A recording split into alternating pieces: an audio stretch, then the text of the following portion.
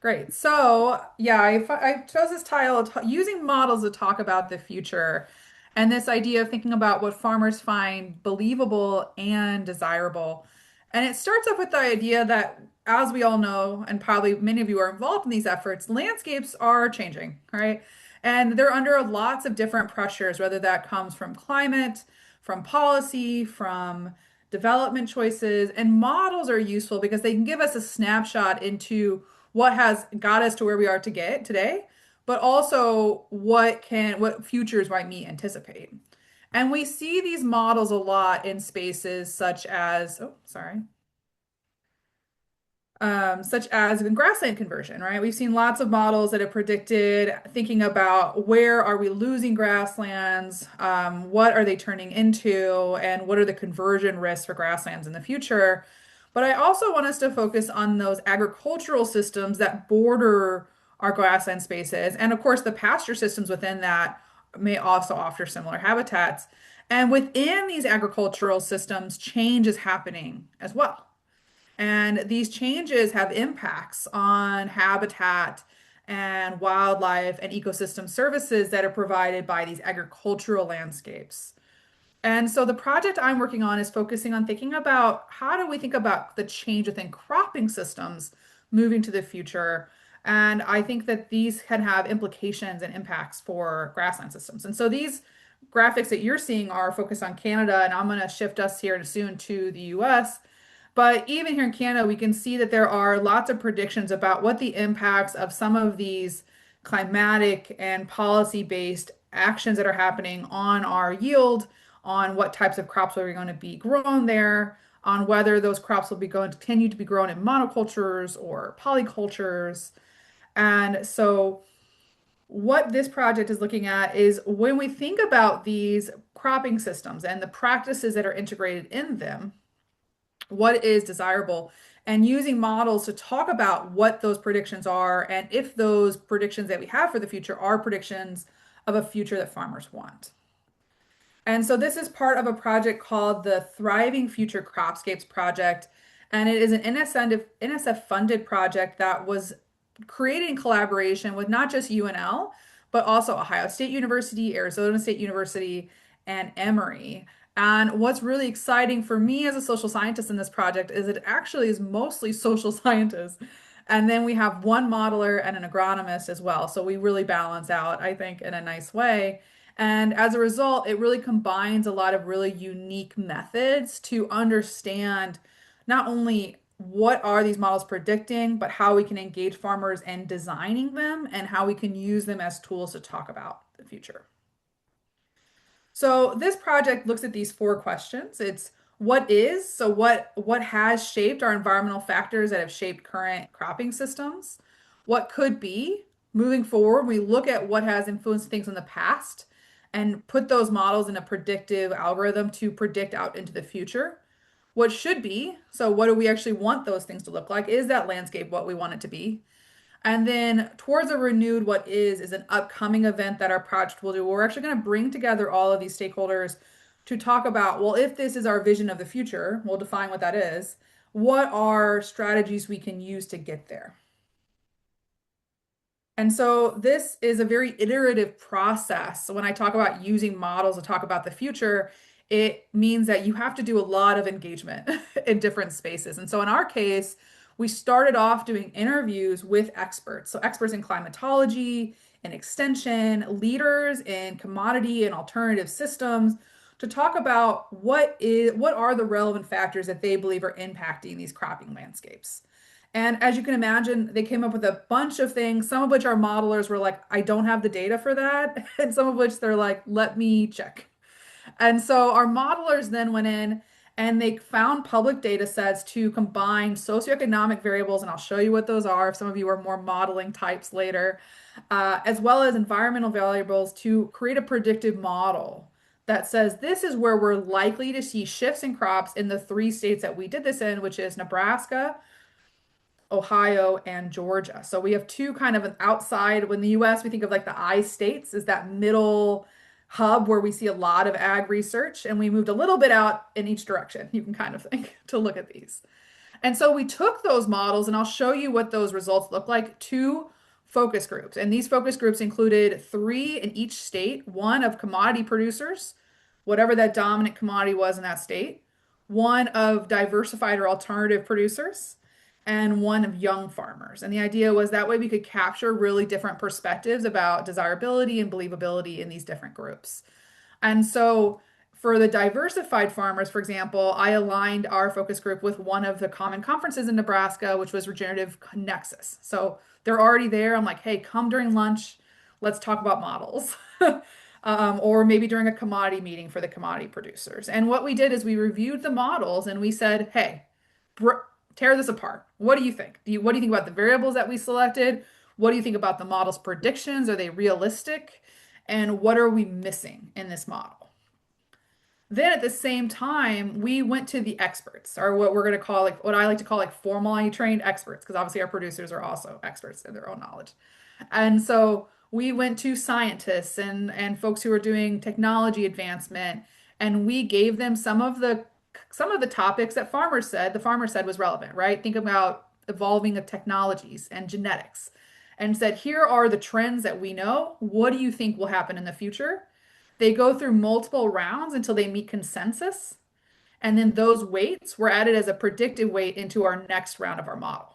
So all of those were then integrated by our amazing modelers who had to juggle with several social scientists being like, how do we model techno-optimism? And they're like, we don't. You guys need to set that aside for a different conversation. And then we went back to those same group of producers, and we're wrapping that up this summer. So I'll show you some of the preliminary insights from that, and said, here's what we added. Here's our new predictions. Is this scenario more believable now? Are the results more believable? And then we can move on to that final question, that is this something we even want to see, right? If this is what we're saying we're going to get, is that what we actually want?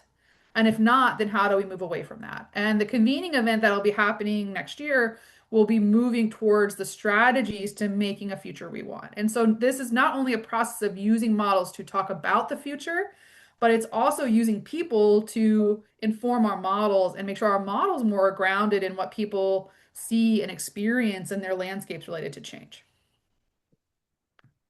So this is that just kind of a short overview. These are the three states that I mentioned we had, and their main crops in Nebraska and Ohio is corn and soy. So that was our commodity producers, and in Georgia it's peanuts and cotton.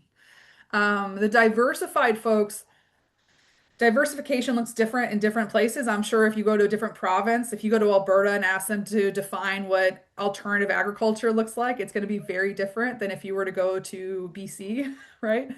And so very similarly in Nebraska, alternative producers were often doing corn or soy, but they're integrating it with other crops. Maybe they're doing other grains, maybe they're integrating cattle. In Georgia, we see a lot more vegetable fruit production. So their diversification's full other cropping systems. And in Ohio, we might see different income diversification or dairy included. So each of these has different ways in which diversification was considered. And here you can see the total numbers. And if you're looking at these, like, yeah, for those of you who are social scientists, you know that, anywhere from 8 to 12 is great. Why is the conventional Nebraska one have so much? It's because we did it during a board meeting, and folks were just like, yeah, I'll sit in on this. So it became a little bit bigger than anticipated. So here are those model variables and the Delphis that I was talking about, just because I wanted to provide some context of this is what farmers are also seeing in when we talk about this. I think when we talk about using models to talk about the future, there are two ways to really think about using that model as a tool. And one of the trade-offs is how into the weeds you want to get on how the models are created. And in our case, one part of that conversation was assessing whether how we were creating the model was accurate. And so this is the kind of data that we showed them. If you yourself are doing this in the future and you have high trust in your populations that you're working with, you may be able to provide this as supplementary or may not show this at all. But I think for our producers, it does show that we really thought through the variables. It shows how we're using them, and it creates a different type of space to talk about conversations about why the model might say these things matter and producers might perceive them as not mattering in the same way. And so the model inputs, we kind of looked at climate, human controlled practices, policy, social, and infrastructure. And after the second round, after that first round, we actually included irrigation that wasn't included in our first one, as well as some of the farm sale data was revised and included as a result of talking with producers. And then to the right, you see these are the predictions from our experts. And this actually, I think, is something that we ourselves need to refine better as we go talk with producers more in the future.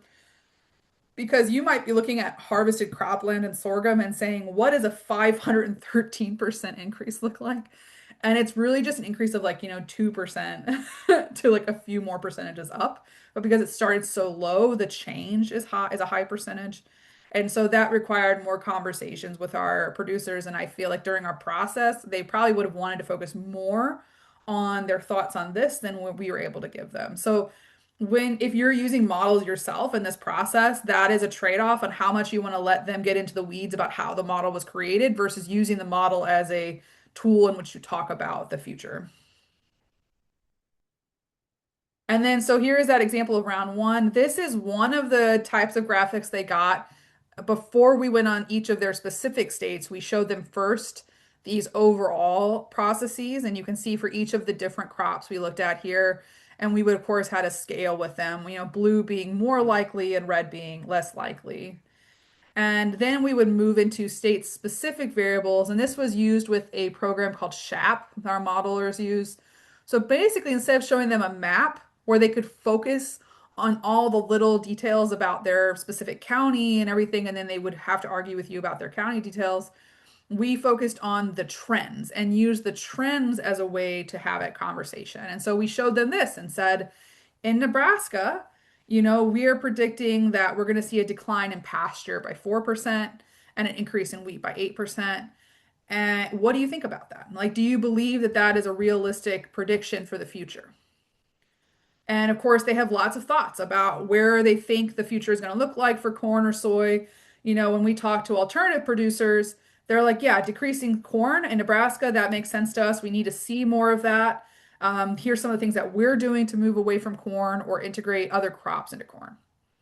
When we talk to commodity producers that are predominantly growing corn, they say, no, we don't believe that that's going to happen because technology or genetics will help us overcompensate some of the trends that your model is accounting for. You need to maybe look at how those might actually offset your predictions. So you can see how some of these different conversations come up based on their own experiences with those crops and what they're seeing in the horizon. And in fact, for this one, when we went to round two, we pasture was kind of more contested by our alternative folks who said we actually no longer agree with that because of this huge push in protein right now on the landscape. So we actually don't think we're going to see a decline in pasture. And then we showed them what our model predicted informed each of those predictions. So what matters most for predicting what was there? This had different kinds of conversations. So if we're talking about the future on like what types of crops do we want to see and likely to see, that prior figure was very helpful. If we talk about what influences change, like where do we think change comes from, and what has an influence on where crops are based, this type of figure was very helpful because we can talk about things like, okay, why does inputs highly predict corn? Because corn is a highly intensive it uses a lot of inputs, right? So if you see on a landscape a lot of nitrogen, a lot of phosphorus, it was like the model was pretty good at saying there's probably corn there. What does it mean that inputs highly predicts pasture? Well, it's the inverse of that.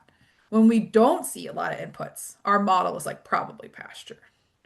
However, wheat, which in Nebraska is often dry irrigated, is on dry land, it's non-irrigated, climate was a much better predictor. And so we can talk about with producers and use this as a way to discuss, well, do we agree with that? Are there other factors? Infrastructure, if you ever interview a farmer about crop selection, will highlight infrastructure a lot, right? You need the processors, you need the market to be there to grow a crop. And yet, when we look at where crops are at and how we think about the future, our infrastructure wasn't near as strongly a predictor as what access and purchase of inputs. What does that mean as a limitation of our model, or to what extent is infrastructure actually informing where we do things versus maybe some of these broader policies that we can't capture? And so these allow us to have these conversations with producers using this as a setting to have those conversations. So, what were some of the things that we heard around our producers when we had this conversation? Well, when they talked about climate more as it's going to increase the unpredictability and risks associated with change. And so when we think about those changing landscapes, are we going to move into new crops? A lot of producers instead highlight not doesn't necessarily think it was going to change what they grew, but it did change. They did think it was going to change how they were growing it or what they were doing with it. There was a lot of concerns around pest and disease resistance, and of course, depending on what crops they grew, they had more or less confidence that technology might help them deal with that. There was really strong belief that infrastructure and markets did kick new crop emergence. And so that was something that they felt that our model was somehow not capturing the same way that they sensed it was happening. And when we talk to commodity producers, strong techno optimism, right? They really do believe that even if our model said there was going to be a decline in the commodity crops, that we as scientists, as an agricultural system, would be able to compensate for that to not lead to a decline likelihood. And here's some examples of what they talk about in that. So, when they talked about management, they said, management is ensuring irrigation inputs and infrastructure are lined up and ready to go. These are the things that matter in determining where crops are. Or with our technology, genetics, and farming, I can raise good corn with 12 inches of rain, and I could probably keep doing that. And then the last one, talking about that market influence. If oats look better in the future, then there's going to be a market for it. And that's the only way it's going to change. So that was our model was predicting in our alternative crops, I didn't show you, that oats would be more likely in the future. And the farmers were like, even if the climate was better for oats, we would not switch to oats unless there was a market demand for that, unless there was an infrastructure for that. And so that's where there might be a limitation of our model, but where these more qualitative conversational elements can highlight strategies and considerations that need to be thought through when we think about landscape change. And then in round two, this is actually round two, they look a little bit different. It's hard to tell because I'm not showing you side by side. They got to see side by side comparisons of the same data and see the difference because of the inclusion of those new variables and those Delphi weights as a result of their input. And so, for example, you can see that, okay, yeah, before we said 4%, it was like 4.4 and it went up or it went down. And so we got to talk about those conversations about for model two, what are we seeing a difference versus model one? And then is it more believable now? Do you believe it with these new variables, with these new inclusions, with these new predictions? So we've only done one round two focus group so far, but I wanted to show some of the points from that. In addition to the conversation, I give them worksheets and have them score how believable the scenario is and how believable the prediction is. And so here is the kind of average you see on that. And what I think is interesting is when we look at the prediction about where the major crops is the prediction of where the crops are going to be or not be in the future. Their belief in that and those results declined. So they believe that the prediction output was worse in the second round than the first round. But they thought the scenario, which is all those variables that went into building and saying, now this is what matters, and these are the trends that we're predicting, was more believable slightly. So this is only from one focus group, but I thought it was interesting to see this kind of difference because you would think, well, they provided more input, they had all these conversations. Why did that go down? And a big part of it was pasture. And it's because contemporary things happening around protein and grazing were really pushing this at the time. Now, if any of you happen to track news in Nebraska, you might know that then we had major fires in our system.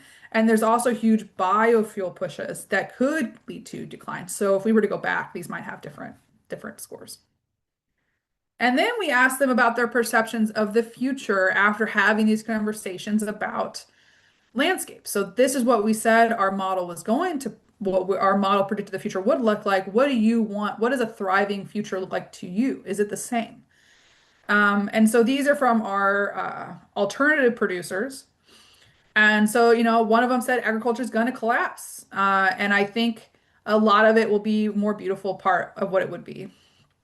I really like the bottom one where the person said, what I imagine for a desirable future for me is a patchwork of color. It's a mosaic of color across the landscape, or just a place that's spiritually and mentally a better place to live. And then lastly, you can also reflect on the process itself. And so when we ask them, what do you think about this process of like using models and going through and having these conversations? And one of them said, I think this is a good way to use data in a time and place, especially where economics might not be as sure. And they said maybe this gives someone the encouragement to think outside the box a little, to maybe think maybe I might move out of corn or soy a little bit. And we did have some producers say they wanted to attend this focus group because they were looking to the future and they wanted to think about what that might mean for their operation or their company. And then the last one said these models create really interesting conversations that you wouldn't normally have in the first place. So they create a useful landscape to have conversations around rather than just bring everyone to the table with nothing to focus on. And this is one of the cartoons I use in my talk with them. It's important to reserve some self-time for self-reflection. Wouldn't you agree, stranger? And so I just wanted to kind of end this talk with, have you, any of you, use models in this way? Or are there models that you are using that you think could be adapted to do this kind of engagement process? And so I'll end my conversation here. And I always like to end with this quote in the middle of conversations, which is to be hopeful means to be uncertain about the future, to be tender toward possibilities, and be dedicated to change. And so you have questions for me, here's my email. If you want the agronomist perspective in all of this, we are often being like, Andrea, why does the model say this? And then Andrea has to figure that out. That's a fun other perspective. I encourage you to email my colleague, Andrea. And if you're interested in getting in touch with our modeler, you can go to our website, Thriving Future Cropscapes. It has our entire team on there, and you'll have access to these slides. So we look forward to hearing from you and staying in touch through the project. And now open it up to questions or discussions.